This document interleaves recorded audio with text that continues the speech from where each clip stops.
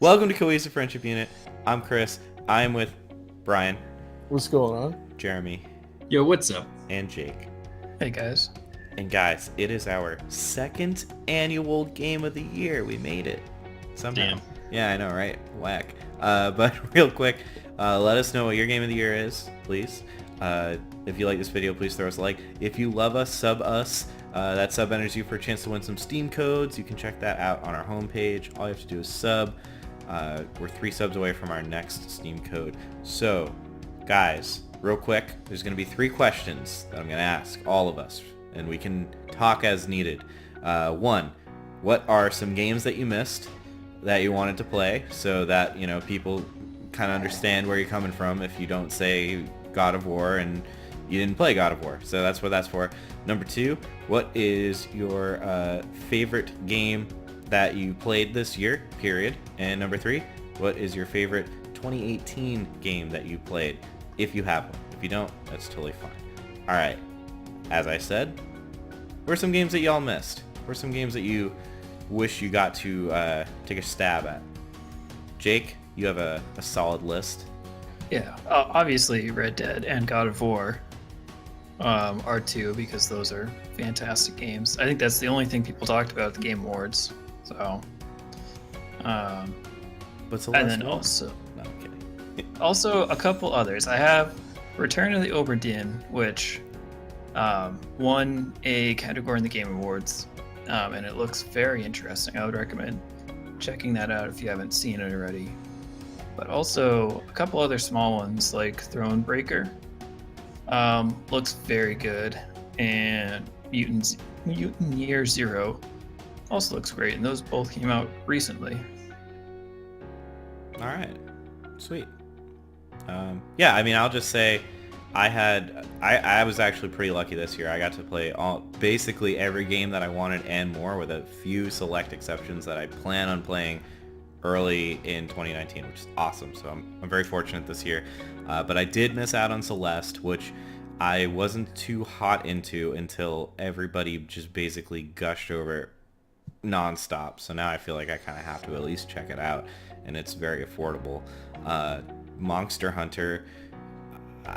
I've played Monster Hunters before. I didn't like them, but this one looks a lot different, so maybe I'll like it. And the last one, which is probably my most anticipated one that I missed, and I'm literally planning on playing this next week or the week after, is Tetris Effect. That game looks sick, and I really like Tetris. Tetris is dank. Tetris is dank, and this is in VR, dude. This is VR Tetris. I don't know about that. It's trippy, dude. It's got visual. I don't know. Whatever. I'm into it. All right. But that's what I missed. What'd you miss, Brian? What were some games that you wanted to play that you didn't get a chance to?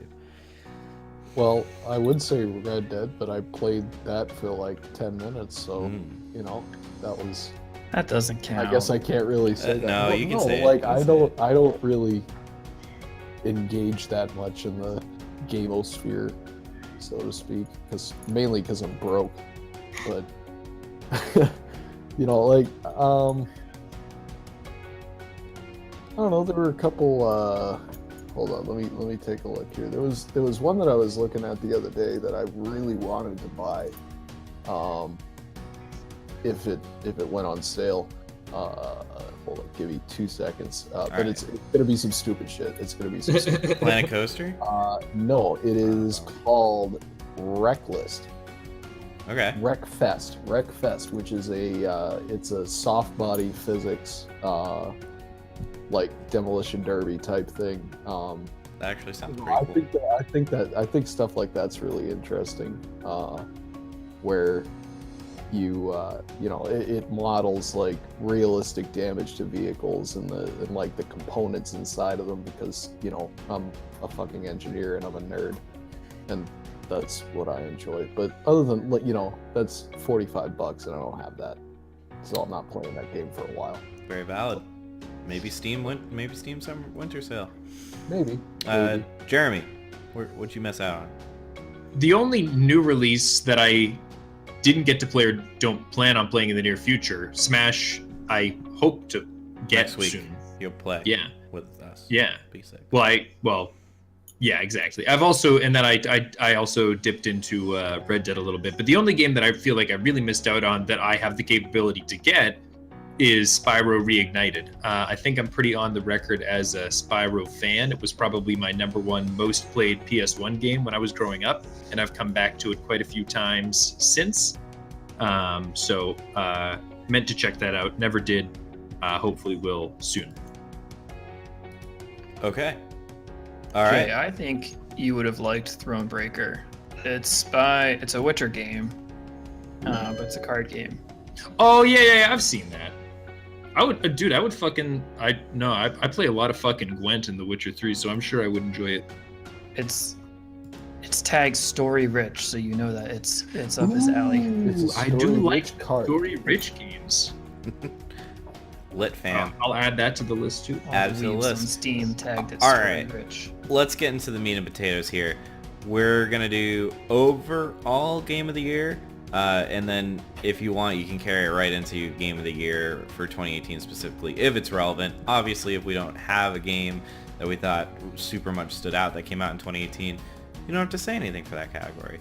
But Point of clarification. This is like games that we played this year? yes, games that your personal favorite game that you played this year, could be anything. Okay. Out of all. And yeah, and if you have one from 2018, even better. All right, I want to hear Jake because he started this whole thing. So I'm picking game of the year for this year versus 2018, which is also this year. No, for yourself. The best game you played doesn't matter when it was released. What was your standout game, your standout fucking title that you enjoyed this year? This year, I'd have to give it to No Man's Sky. I have a feeling that might be common Alright. with other people, but the updates this year have been fantastic. It still has a lot of problems, like missing gameplay, but it's been a great game. I still play it a lot, so I'm I surprised. would do that. I'm surprised you picked No Man's Sky. I wouldn't have expected that. Also, last year you picked Mario Odyssey. Just saying. I did pick Mario Odyssey. But I don't know if there's been a game this year that has lived up to the Mario Odyssey and Zelda hype of last year.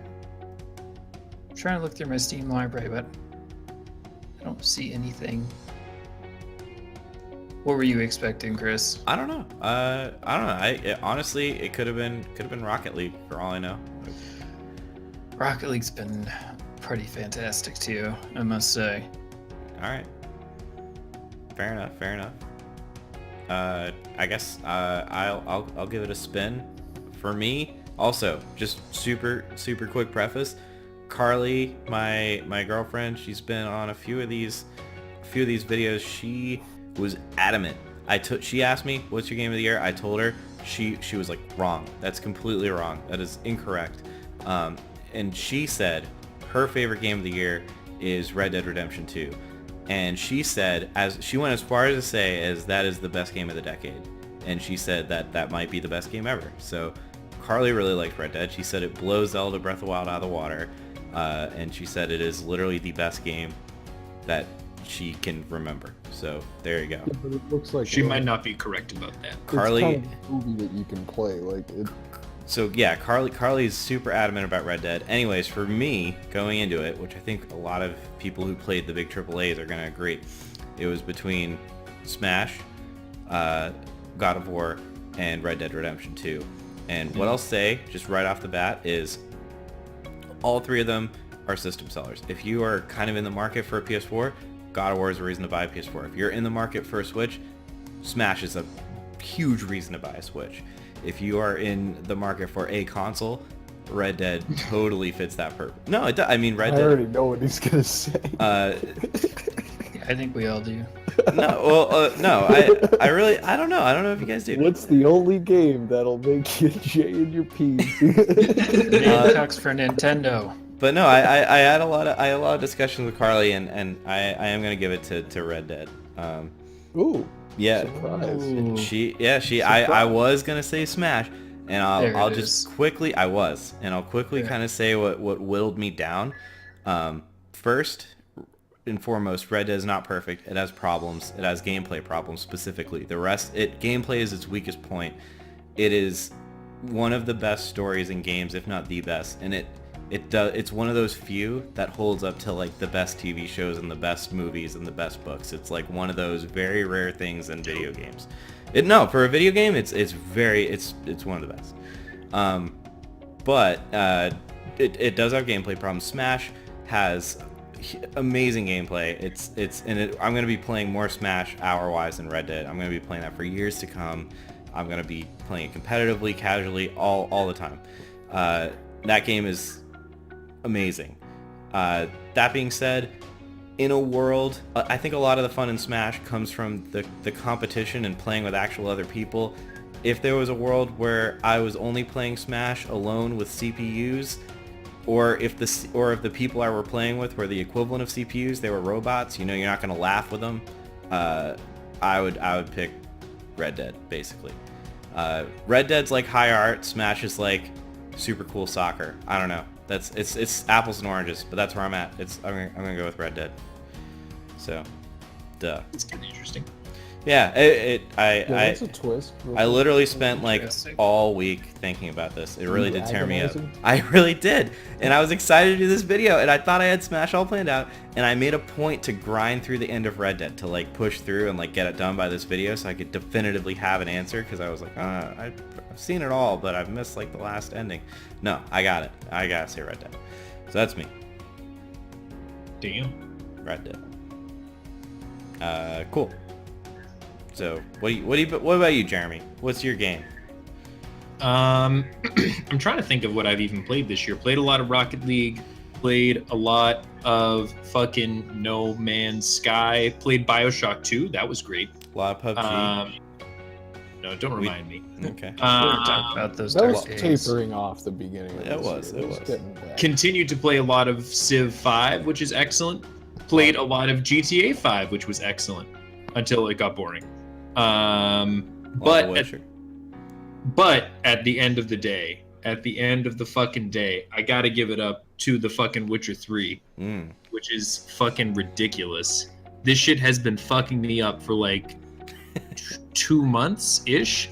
I'm about a third of the way through the game, and I'm 67 hours in. That's with the DLC. I'm about a third of the way through.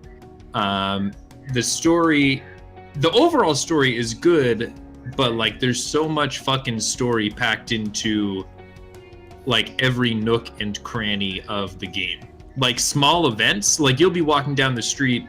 I'm sure a lot of our listeners have played The Witcher 3, but you'll be like walking down a fucking corridor, and then you'll see like a priest yelling at a crowd, and like he'll call you a fucking heathen, and then you'll get into like a kind of cutscene where you interact with the priest and you have dialogue options, and then the way that you treat the priest, like if you fucking cuss him out in front of all these people later on, like ghouls or fucking guardians will show up to kick your ass. Just that, like, it's very, very rich. Combat is good. Like I'm a big RPG fan. I was a big Skyrim fan. Like this game makes Skyrim look like really bad. For babies. No, like it's really fucking good. It's really fucking good. I mean, you've been ranting about it, and you kind of got me to like. I've had the game in my it's so library for good. like 2 years now, and now I'm actually gonna play it. It's I so also fucking installed good. it. You should. No, I did install it after you talked about it for so long. I was like, all right, I'll play a little bit. For instance, like one of the things that always bugs me in Skyrim and was like egregious to me going back to Oblivion, and I understand Oblivion's an old game, but like you stroll up in a city and it's like 10 fucking houses that all look the same, and like you can go into like 2. In The Witcher, like one of the 3 essentially maps in the base game is a city. And it feels like the size of a city to an extent. Like it is very big. And like you can do a lot of shit just in that city, and then like the rest of the map is the surrounding countryside and a nearby island. Like it has a sense of scale, which is really, really cool. The story is good. The characters are good. The voice acting is very good. You have meaningful, interesting choices. It's morally complex. So I've ranted enough. It's a good fucking game. If you haven't played it, fucking play it. Nice, dude. All right, Brian, you're up, man. All right, so I'm gonna preface this by saying that I don't really have a quote unquote taste for video games like you guys have. You know, I grew up playing like simulation type games and stuff like that. So games with a really deep story don't necessarily hook me as much. I'll start with my honorable mention. I go for Kerbal Space Program actually because they had a fairly major update with their first paid DLC, which I'm not a huge fan of, but they added a lot of gameplay value, I guess, to the game. I'd played a lot of hours in it previously, and beyond being just a physics sandbox, there wasn't really much reason to keep playing it, and I feel like the additions that they made and the modifications give you more of a reason to play the game, like to try and do different things, like the missions you can go on and stuff are different, and I feel like a little bit more varied. And I really enjoyed going back to that and playing that, so I'd give them honorable mention for that. But you guys have all said it, but I gotta go with Rocket League for my top game of the year, because if you look at just the sheer fun factor, and it is kind of, as long as you're not playing competitive, it's kind of regardless of skill level. Like, you can get into a game with your friends and you can have a really good time, and it's, 10 minutes a shot. So it has kind of that same quick moving appeal as Smash. It has that easy to pick up but hard to master aspect as Smash. I've never really been that good at Smash, so I don't find it that enjoyable. Someone's gonna get their ass kicked, but whatever. So for just the amount of fun that they put into not put into the game by design necessarily, but the amount of, I don't know, the just the way they put the whole thing together, and It feels like a sport. it does. It feels like you're actually like doing something real instead of playing a video game. But it's engaging. It's something that you can keep coming back to, and it is always going to be different. Granted, it doesn't have any of the stuff that you guys were talking about with storyline or deep characters or whatever. Well, yeah, I mean, Brian, that's what I was saying to Carly. I was like, I think for me, it's gonna be Smash, and it's more a long-term play, but I think that's what it is. And she's like, no, dude, story's important. And then we hashed it out. Nah, I think you were right in the beginning.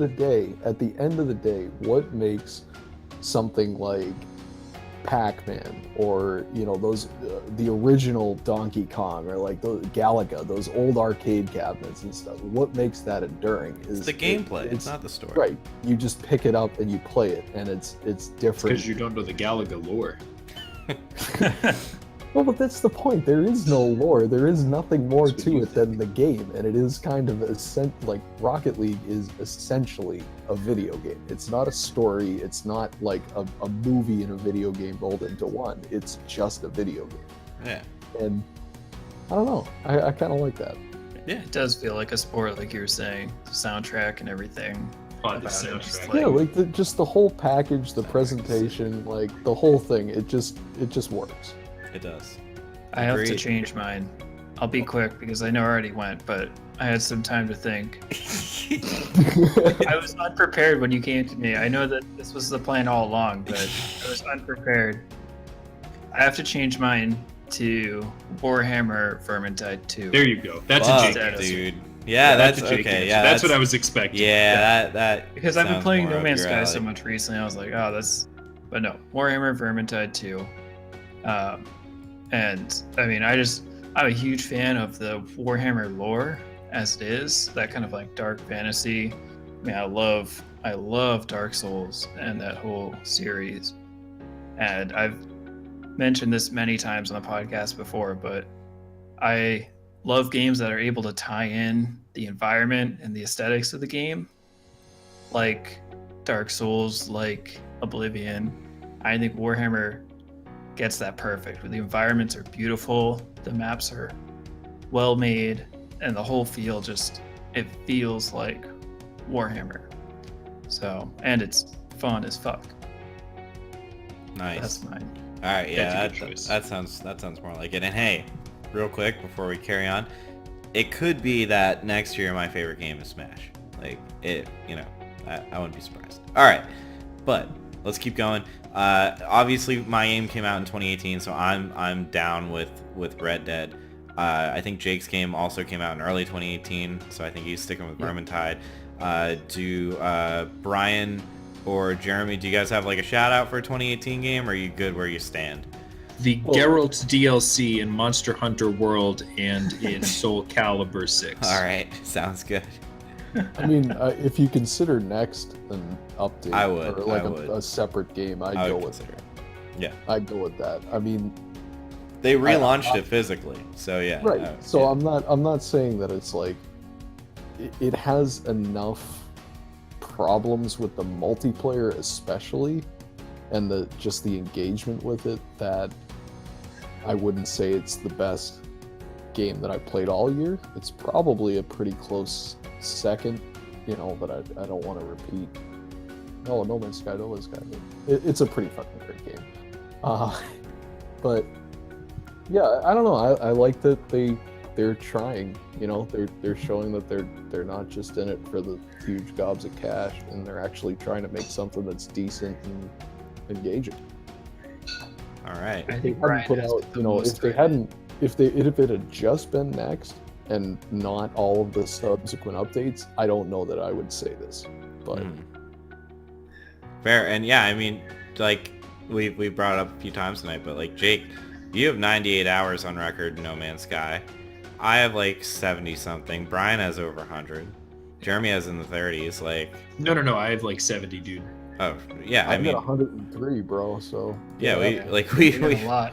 we've definitely played this game, flaws and We've all. played it. So yeah, okay, no, that's good. That's awesome, sweet. And yeah, I mean, I think that sums up our game of the year. I think we did great. We all had a pretty fun year this year. It sounds like we fell in love with Rocket League, fell in love with the American West. Jeremy fell in love with Elfland, and Brian got to rev his cars. I like my own shit. Yeah, I like- Brian likes his own shit. But we all like Rocket League too, dude. You can Yeah, fuck everybody likes It all worked out. It all works out. All right. Well, I think we're good, Brian. You want to tell everyone what to smash? Yeah, sure. So, well, you know, I mean, if you disagree with Chris and think that Smash was kind of just the same game with more characters this time, Never said that. go ahead and hammer that on down in the word box. Chris will love it, and he'll answer it personally, I'm sure. And like he said at the beginning of the video, we're handing out some dank Steam codes, so get your subs coming in, because if you subscribe to this channel, we'll automatically enter you into a chance to win one of said Steam codes, and we have a veritable shit ton of good friends, so get yourself in there. And while you're at that, you might as well click on the ringy dingy there on your screen, so you get continuously updated with all the continuously cohesive friendship unit shit we're doing here on the Cohesive Friendship Unit channel. And smoke them if you got them, guys. That's all for me tonight, Chris. All right. Thanks, Brian. We'll catch you guys next time.